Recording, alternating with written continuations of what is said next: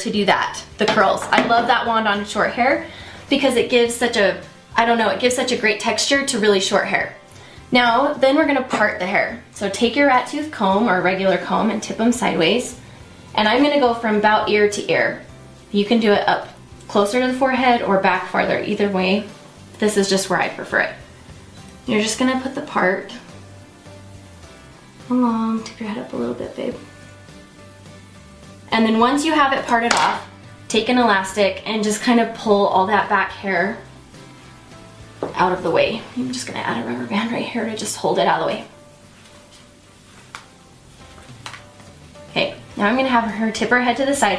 And you can see our part line right here. And I try to run the braid as close to the part line as possible. So I'm gonna tip, tip, tip. Thank you. Pick up a section of hair right here next to her ear. Divide it into 3 pieces. And remember, we're doing a Dutch braid. So your middle piece is going over your outside edge pieces.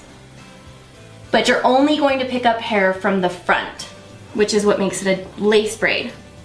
So you can see I'm picking up hair and adding it in right there, but I'm not adding hair into the back at all, only to the front. And we're just gonna continue down the front of her hair. And like I said before, you can run the braid up closer to her forehead if you want. I like to accent the lace part of it by pulling it back farther, because then you can really see the stranding coming in, which I think makes it look really different. It's a great variation. You can see I'm just still only adding hair to that front piece, the front side. And if you're like her, she's got little babies, don't worry about them. Little baby hairs. You can tip your head up a little bit, please. Thank you. And we're just gonna keep braiding like this. You can see, I love the fact that you can just really see the stranding interplaying into the braid. We're gonna go down until we pick up the last little bit. Try to keep it tight right here. It has a tendency to kind of pull away from the head. And then you get like this little poof right here on the braid. So just try to make sure you give it a little extra tug right there. Now, there's 2 options.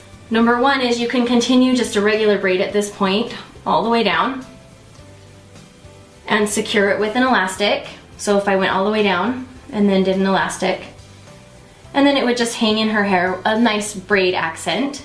Or you can go ahead and take a bobby pin and right behind the ear, just cross 2 bobby pins like this and hold that hair securely. Now, for littler kids, like the rubber band, the elastic might be a better option if you're worried about them playing at recess or doing other outside activities. For a little bit older person, you could do this and then it just hides like this securely behind her ear and it has more of just a headband effect.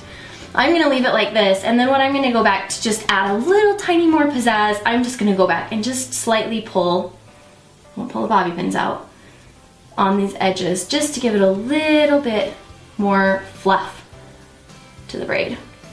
You guys know I call this pancaking. Okay, tip your head down just a minute for me. Thank you.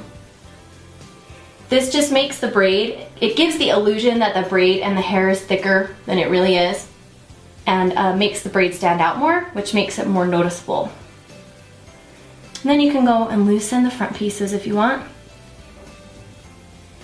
And there you have the Dutch lace headband. Let me give you a spin so you guys can see how beautiful it looks. Tell them what my favorite things about you are. My nose and my freckles. Yes, when she was